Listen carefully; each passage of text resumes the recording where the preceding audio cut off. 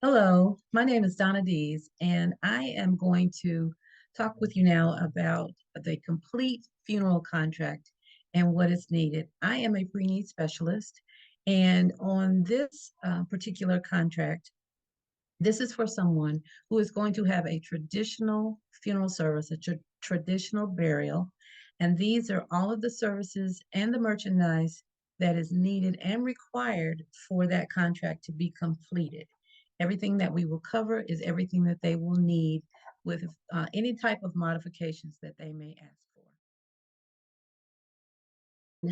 This is your complete funeral, and you will see it as I scroll down. So the first sheet, and the first sheet is the same on all three. You will see that it is fillable. Anytime you see these little things right here, you can fill it in. Well, we've already put things in of where it needs to go. All of this information, once you finish any of them, is going to be sent to Muriel Dias, and this is her email address. So here, we're going to put in the date, and we're just going to put in a date, 25, and then we will, of course, put in the 3. Oops, put in the 3, but it'll get in there. Sometimes we have a little glitch, but we're not going to worry about that. And we keep going here. Stick our name in, stick your name in, put your email address in there. And this is, as you see here, we've got new contract, the contract type. Typically, this is filled in, but we're going to go on and put in complete funeral and the insured name. Now, for all of these, we're going to be Mr. and Mrs. Jane Doe, okay? So the insured name is going to be, let's say, John Doe. And we're going to put John Doe's email address in, jdoe@gmail.com, and his phone number, 404-222-1111. All right, so now, then I'm going to explain a little bit something else to you. Here we have the applicant, owner's name. And let's say, for instance, most of the time, the insured and the applicant are the same person. Occasionally, it may be someone different. For instance, if it's a husband and a wife, and the wife's name is the only name on the account, she would be the owner. Maybe it's a parent paying for a child. So the mom or the dad is the owner, and the insured is the son. So think of it this way. The owner is the person who pays. Whatever bank account is going to be attached to this, that's, or whoever's going to be paying for it, that's who the applicant owner is. But let's make this one simple. And let's say that Mr. John Doe is also the applicant owner. In this case, you can fill that in if you want to, just to make it easy for Muriel, or you can leave it blank because we will understand. She'll know that if it's not filled in, then they are the same person. Plus, in the other forms that you will see, there's an opportunity to put that in there. So now this is your first sheet. That's ready to go. So now let's go down here. Now this is the important sheet, one of the important sheets. This is where your numbers are going to come from. As you can see, all of the numbers that are necessary or needed or required for a traditional complete funeral service, burial service, are already filled in. So you don't have to change anything as far as numbers are concerned unless they want to add something or if they want to subtract something. And I'm going to show you how that's going to work out. All right, so up here, remember, we've got our proposed insured and owner. Remember, I mentioned those up above. So all of this information is going to be filled out. And this is the same on every form based on who you're talking to or who is actually receiving these services. So let's go here. I'm just going to fill it out just so you can see how it's going to work. So we had John Doe. We have his address is 123, I don't know, any street. He lives in Atlanta, Georgia. and his zip is 30333. His telephone number, 404-111-2222. All right. So now here we go down here to the funeral home. So the funeral home is Donald Trimble Mortuary. Now, this is a little different. The address for the funeral home is going to go straight across. As you can see up here, we've got purchaser owner, but for the funeral home, just know that this address right here is that. So I'm going to put the actual funeral home address in here so you can have that. It's not Second Street, Second Avenue.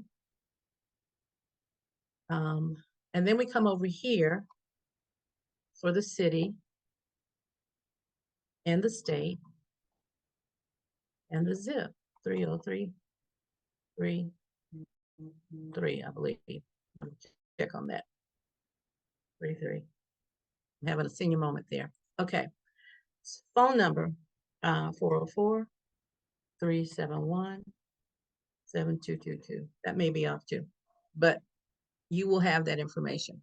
So just know that this is the funeral home, street address here. We come back over here for the city and the state, and then the phone number. All right, now here's the important part. Now, let me go back up here. Mr. Doe, Mr. John Doe is a purchaser and owner. You are welcome to fill that out if you want to, but as long as they're the same person, don't worry about it. But if Mrs. Doe, Jane Doe, is paying for this, make sure you put her information here so that we can put it correctly on the next form that you'll see. All right, so you see here, all of the numbers are filled in. And I'm just gonna hit it right here for you so you can see the basic services, a funeral director and the staff. That must always be there if there's gonna be a funeral or memorial service. The cost of embalming, the visitation, which is 1 day, and that's the day before the actual funeral, the day typically prior to the service where people can come and pay respects. Then you have your funeral or your memorial service. Either one, this is the price, and that's going to be whether it's at that person's church or at their at the chapel, at the funeral home. Then we scoot down here. You don't need a graveside service unless that's what they want.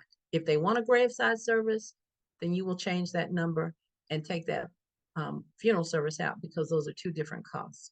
But most people are having a service in their church or at the chapel. Transfer of deceased to the funeral home. Now, this is when they come and pick the body up from wherever it may be, a hospital, a home, hospice, wherever it may be. And there's the cost for that. And then this is the family car. And that's how much they are each. And then the hearse, that's the price for that. And then all of these things down here will be things that they will tell you if they need them. Forwarding and receiving remains, that's if they are actually having their body shipped somewhere, maybe home, maybe they don't live wherever you're doing the contract, and so they're going to have their body shipped home. If that's the case, you will put those numbers there and everything will add up for you. Casketing and dressing, if they ask you what that is, that's actually getting the body prepared, dressed, hair done, makeup done, placed and positioned, getting ready for the actual service and the viewing. So there we have all of the funeral services that you need, all right? So you see them right there. So now they're going to need some merchandise. They're going to need a casket. A casket price is already included in here. This is our average casket price. And so you don't have to really go too much with that unless they request something different, but we'll use that number right there. Then we go here to the vault. And the vault is actually down here, the outer burial container. And we're going to move these numbers for you when we redo this form a little bit. But there's the price there. So that will be the outer burial container. And you can always put here vault. So we will scoot that number down here, but that's the number for you, so you'll know what it is. And then we have our total funeral merchandise. There's a total amount there. We add the total funeral services here. to the merchandise, and that's what we come up with for the total guaranteed funeral price. Those numbers do not change. These are for real numbers, so they're good numbers, and you can feel comfortable with presenting these numbers because they're actual numbers, amounts and costs. So now, if you notice, there's some things that we did not include, such as flowers, obituary notices, death certificates, maybe a police escort or streaming. Those are things that we cannot guarantee, or you cannot guarantee the price of. We cannot guarantee how much a florist is going to cost when they pass away. But what we can do is give them some money to pay for those things. So what we add here is called non-guaranteed cash advance items. Now you'll see over here, there are some places where you could itemize these things. And sometimes people may want you to do that. But here's what I would suggest to, if they do want to do that. If we itemize this and put money amounts on here, then that's how they have to use it. Say, for instance, they put, I don't know, on here for a police escort, and they put $1,000 for 2 police escorts. Well, maybe when they pass away, they decide, or they don't need a police escort, or maybe their family member is in the police force. So the police have said, well, we will give that to the family as a gift. We will let 2 of our officers come and escort the processional. Well, now, but you've put it in here as for the police escorts. So guess what? You got to use it for police escort. Same with any of it. So what we do here is we just put it in and write it in to be used as needed. That way, the family can use that money however they need to use it. So we have here total cash, if you see right where my cursor is, total cash advance to be used as needed. And we put in 5,000. And these are numbers that most people ask for. They say, well, 5,000, especially if they need to do something at the cemetery, do some by a plot and a marker and things like that. They can use that money for that. So now we've added this 5,000 to this number. So here's what we come up with for the total price for the service. 13,790 right here in this box. So that is everything that they will need, right? All right, so we've got our numbers in there. We've got everything locked in. We have our information up here. We have the funeral home. We have the total amount. We've given them some extra money to pay for some things. Now we have to figure out what it is that this is going to be per month. And there is in your kit, in your information, there is a sheet that's called pay factors. I'm going to pull mine up. And what it is going to be the pay factors of how you figure out what someone's amount per month is going to be. Now, when you look at those pay factors, and that's probably in a different training that you had, you will see that you have 3 years, 5 years. They have 3 years, 5 years, and 10 years to take care of this. So what you're going to do is you're going to show them those 3 different options. You're going to start with 3, you're going to start, then do 5, and then do 10, and make sure that they see what those numbers are. Now, how you're going to figure out these numbers is right here in this box with the 0.0000%. So let's say that Mr. Doe is 60 years old, and we want to see what those 3-year payments are. When you look at your pay factor sheet, you look down on that under the age, 56 to 60. You go all the way to the end to the monthly draft. It's always going to be monthly draft. Amount, what that pay factor is 0.0328. So now what you're going to do is you're going to come down to this box and you're going to click. That's all you're going to do, because remember, this is going to be calculating, so you don't want to do anything weird to it and mess up formulas. So you're going to do 0.0328. Okay, so that's Mr. Doe's pay factor for 3 years, and then you are going to hit enter. That's all you're going to do. And it will pull up the monthly payment for 3 years. Okay, so you see that one. Now, you say, okay, Mr. Doe, let me show you 5 years. 5 years, and we're going to click back in this box. And you actually can just kind of take it out and do 0 for 5 years is 0.0221, 0.0221. Enter that in, hit enter, boom, you have your monthly payment for 5 years. All right. Now, let's go to the next year, 10 years. And this is the last one. That's as far as you can go. And it's also far, when you look at your pay factor sheets, you will see there's different ages. 10 years, you can do it up to 75 years, 5 years up to 80 years, and 3 years up to 85 years. So anything after 85, there's a different conversation. So let's look at what 10 years is. So let's take that pay factor out. 10 years is 0.0141, 0.0141. We hit it, boom, there's Mr. Doe's amount. Now, after you do this, you're going to say, okay, Mr. Doe, out of those 3 numbers, which one fits most comfortably within your budget? Because what you want to do is find out what this amount is, because you have to add that to another sheet. And he's going to say, let's just say Mr. Doe says none of them. I can't do any of those. You say, okay, no problem. I'll tell you what we'll do is let's do some manipulating here. Now, the first thing you want to do is you want to take that 5,000 off.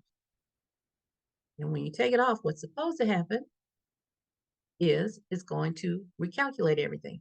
So we're going to take that and say, okay, Mr. Doe, let's see if we can get this to where it works for you.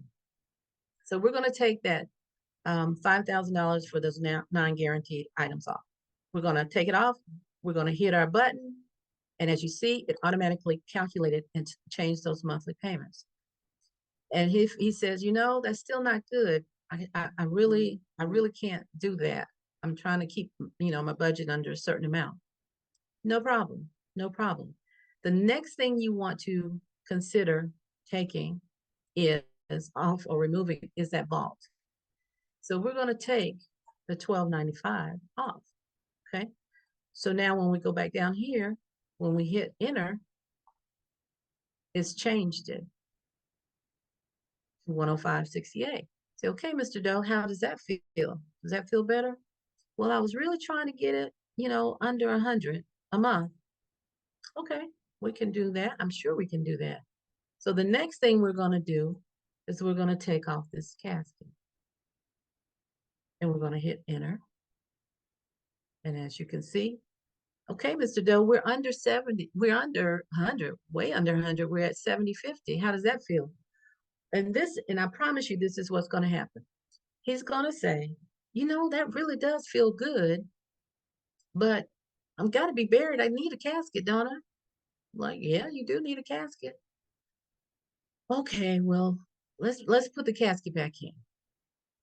No problem. Put that casket back in. Now you've got back to 105.68. And he may even say, didn't you tell me I have to have a vault?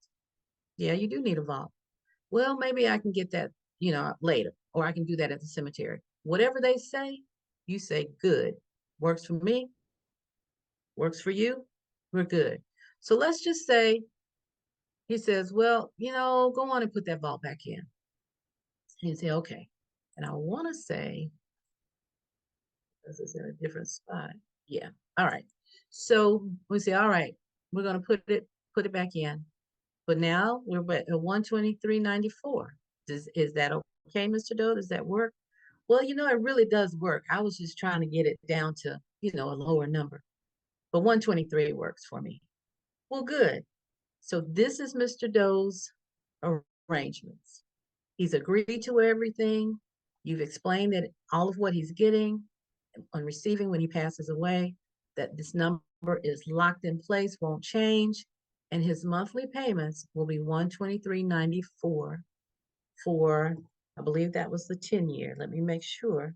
You always want to make sure. And I always double check my numbers. Even this is calculating, I still take my calculator, old school calculator, and add those numbers just to make sure I know this is right. But sometimes you may click on something and change something and you don't catch it. So always make sure your numbers are right.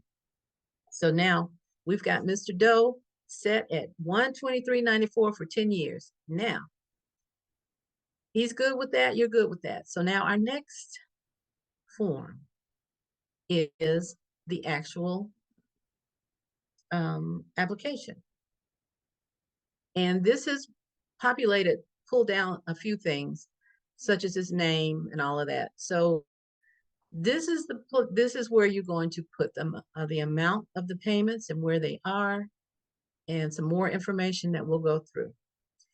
And on all of the different contracts that I've told you about, the 3 that we're going to cover, these sheets are the same. The only thing that's going to be the difference are the numbers, the premiums, and the face amounts, maybe where they go, and of course, who the people are. So John Doe, he is a male. We'll click that.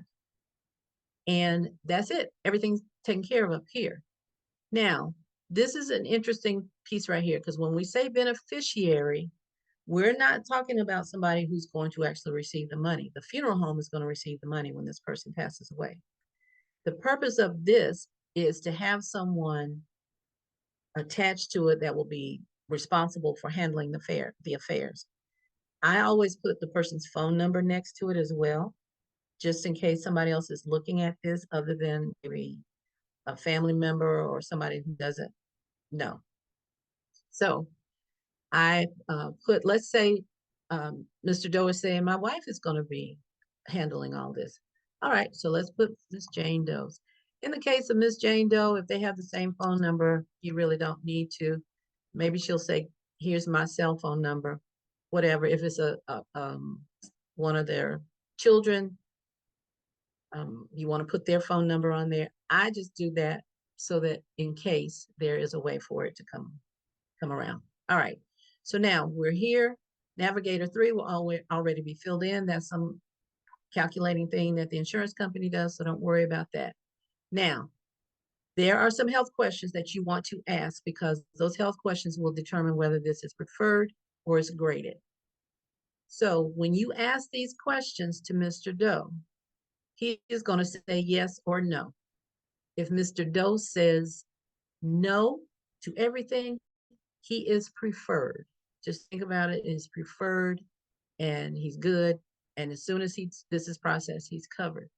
If Mr. Doe answers yes to anything, any of these, then you're going to put this information up here and grade it. And grade it just means that there's things are not, the full benefits are not in place for the first 2 years. And preferred, the full benefits are in place as soon as they put this process. So we're going to assume that Mr. Doe has answered no, no, no, no, and no. Now, what people have a tendency to do is say, well, I had a little back problems a few years ago, and back problems are not in the questions. Or, I have a little asthma. Asthma is not it's not in the questions. So just ask them to do yes or no to what you are asking. That's it. All right, so Mr. Doe is preferred because he answered no. So we're going to check preferred box. Now, remember we decided up top what those, how long he was going to pay for it and what it was going to cost him. So this is a 10 pay. 10 pay just means 10 years.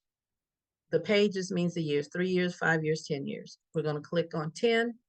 Now, I don't remember what Mr. Doe's payments were. So all I have to do is scroll back up here, $87.90, $123.94. All right. The big number is the face amount. Just remember that.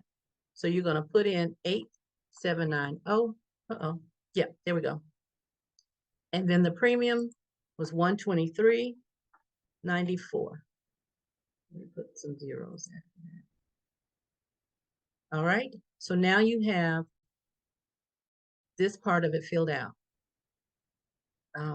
Oops, I'm sorry. See, this is what happens. This is what happens. I did exactly what could possibly happen.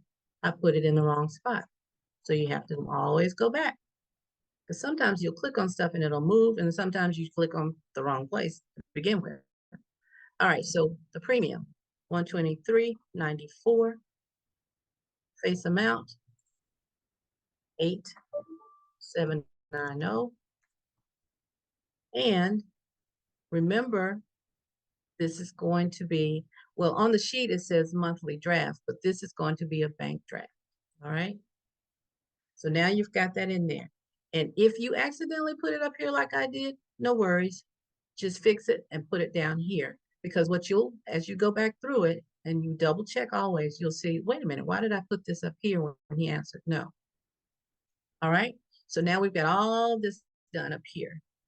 So, and again, let me give you a reminder. If Mrs. Doe is actually the one paying for this or someone other than Mr. Doe, make sure you fill this part out. All right, make sure you fill that out. So now we go down here, replacement. This is not replacing anything always, so you click no. And then this is just saying that what they're telling you is the truth. Signed at wherever you are. He may live in Atlanta, but you may be executing this in Decatur. You put, oh, you don't have to do this part. You don't have to do this part. All right. So you are done at box 7. All this fraud declarations and signing and the signature of the agent, you don't worry about that part. That will get done when you forward it on. So that's it.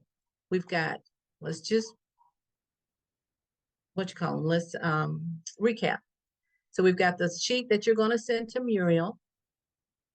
Has a complete funeral, all the information so that she'll know who it's for. Then when you have his information, you have all of the services and the merchandise that he wants and the total amount. Then you go down here, you've put his information here, have this information there. Fill this out, grade it or preferred, the amounts, the health questions. This is always no, always no. And that's it. So that is your complete funeral contract.